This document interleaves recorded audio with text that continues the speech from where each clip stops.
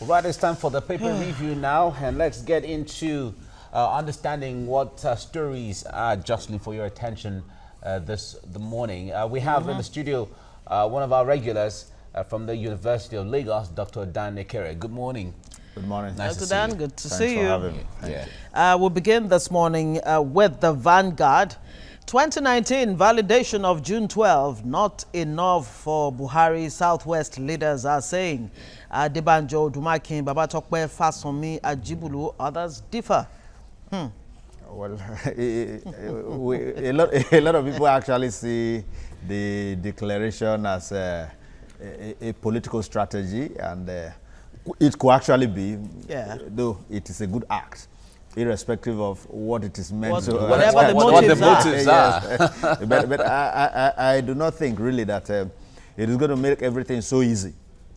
But even at that, I am yet to see that person who is going to beat Buhari so far. I don't know if there are maybe persons who have declared that are not known. We don't know yet. But for now, he seems to be the only person contesting until maybe the parties project their candidates. Well, even the within his own political party, they had said there is no automatic ticket, so it's most likely we could still see. That was way before he even. They have not come. They have not come. No, but by that statement, as it is right now, they have not come to say, okay, we're giving it. Only says that okay, you still need to go through the normal process, even if you are the only one contesting. Come, let us do the normal voting and be sure that we went through the entire process. I think that's just it. Not that I don't see anybody, taking it from him. Well, a lot of people believe that this June 12 is actually the master stroke. And then in addition to that, you now apologize to Nigerians for that cancellation. Of course, not only to Nigerians, of course, the Abiola family. Yeah, but a lot of people feel that, look, this is a walk in the park for this man. Who gave him this idea? No, the person, whoever gave him the idea must be a very brilliant political tactician. But I equally expected that he should have used the same opportunity to tender his personal apology. Because he was the first to scuttle democracy before the issue of Abacha. In 79. Yes, and I think that was crucial because if we had continued the democratic process since then, by now we would have gone a bit further than where we are. So that is equally very critical. Yes, Abacha annulled, IBB annulled an election. It was terrible. Even his own is equally as terrible. So I thought he would have used that opportunity to actually perfect everything. Okay, so it's not yet Uhuru. Yes, it all right, cannot what be. else do we have on the front page? Of course, excitement as World Cup kicks off today. Russia and Saudi Arabia? Russia and Saudi Arabia were playing, and I think the match is about 4 p.m. Nigerian time. But the point there is, World Cup is always like this. On the day it's going to start and the build up to the World Cup, there's always a buzz everywhere worldwide. So. All right, we look forward to it. Mile 2, Apapa Road. Police deploy palliatives to ease traffic. Of course, this Mile 2, Apapa Road has been a source of nightmare for a lot of people. If there is anything worse than nightmare, I think that would have been the best representation for that road. Yeah, truly. Okay, that's all we have. All right, let's move to the Daily Sun. Now, federal government to the UK revoke looters' visas. Presidential probe panel writes British government why we won't make list public now. Obono Obla is saying that. Well, there has always been a complaint as to African countries or developing countries being tagged as looters' haven or corruption haven, but these monies are taken somewhere. So if from the source where it's coming from, you tag them corrupt, what are the places that are receiving and keeping it for so many years? They are as corrupt as the places they are stealing it from.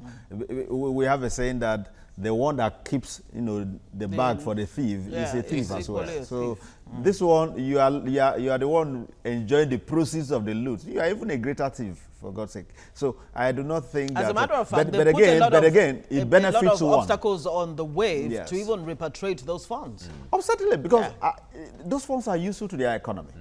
Of course, they create job opportunity for their citizens and the rest of it. So they won't just allow you come take the funds away in that manner. You must go through a process. And you can imagine the amount of interest that money would have have yielded over the years. That money over the years. Yes. It's over 20 years. I'm telling you, Do so we get much. any of the interest at all? And just in the news, a few seconds ago in the news, I saw $500 million Abacha loot. I was just wondering whether the president is aware of that. If Abacha, he has to be. At least now he knows. All right, we have agony pains as trailers, fuel tankers ground Lagos. Well, you can see pictures of this on the front pages of the Sun newspaper. It's really agonizing. It's very. It's honestly, really sad. anytime you think about going to that particular area of Lagos, you just develop high blood pressure. I'm telling you. Straight up. I'm telling you.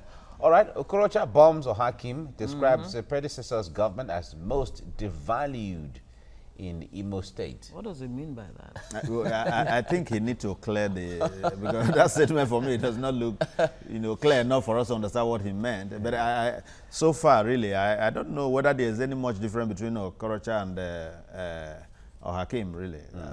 What has it done? Is it about all this showmanship that they're doing? According to Okorocha, is Iberiberism. Iberiberism. Yeah, he called it Iberiberism.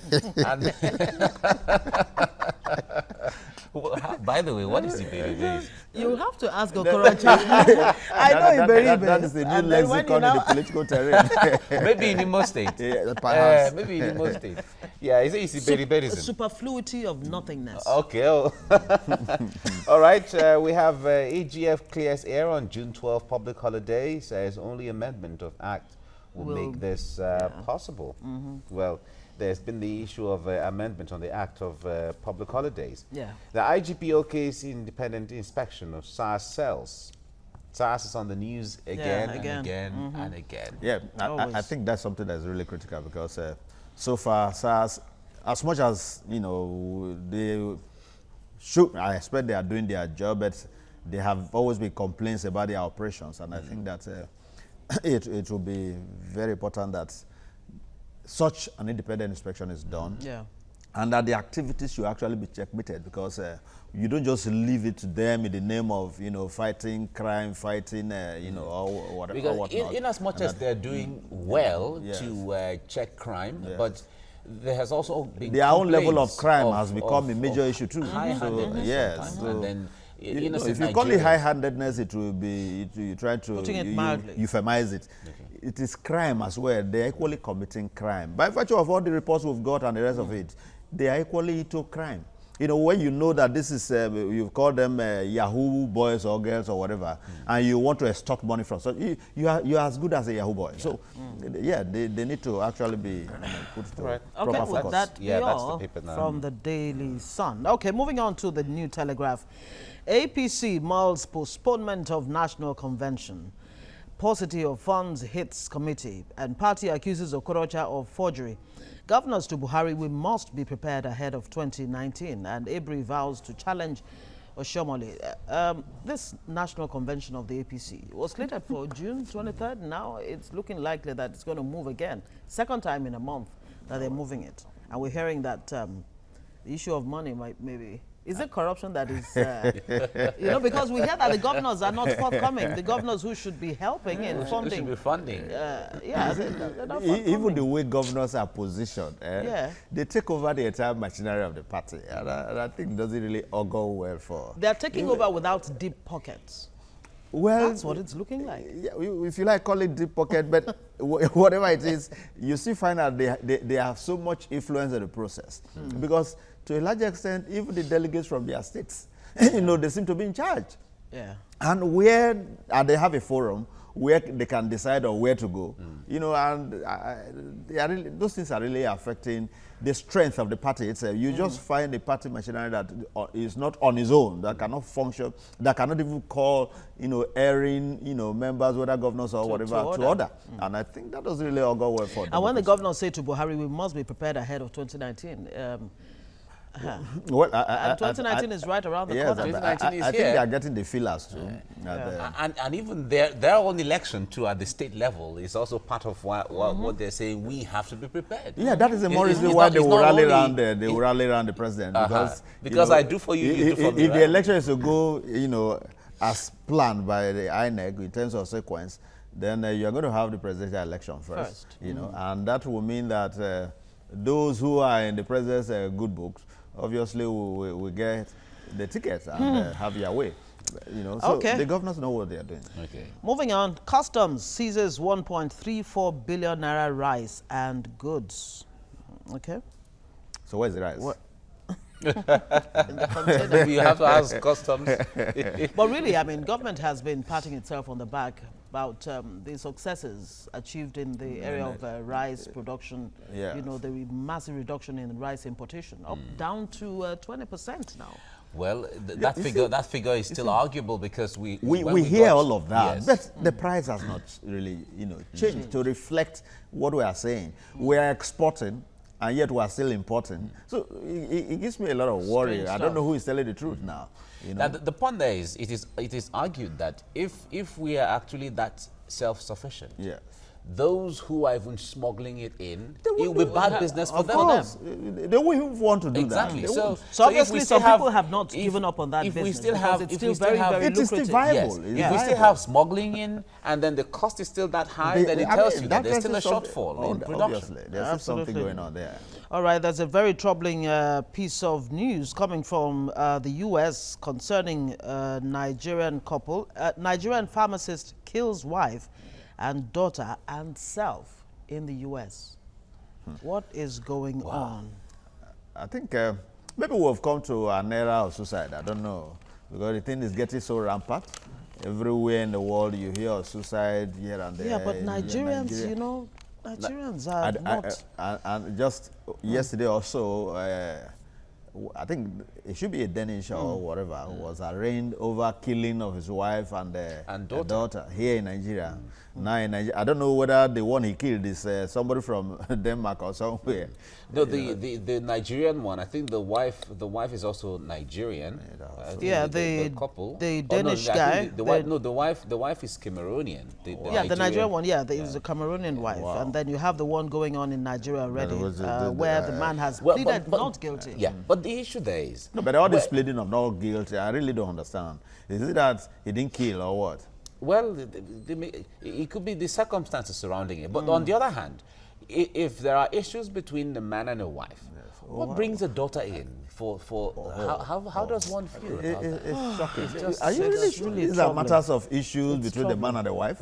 It's really troubling. Are they normal, these people who are doing this? Well, it's shocking. Of course, there's the other story of the woman who jumped over the lagoon. Just a few days ago. We still don't have the details. No, but we have been told that the woman did not actually jump. All manner of stories are coming up. Truly conflicting. So it means that once you park a car on Third Miller Bridge, it's assumed that you have jumped into the car was not even parked by the said woman.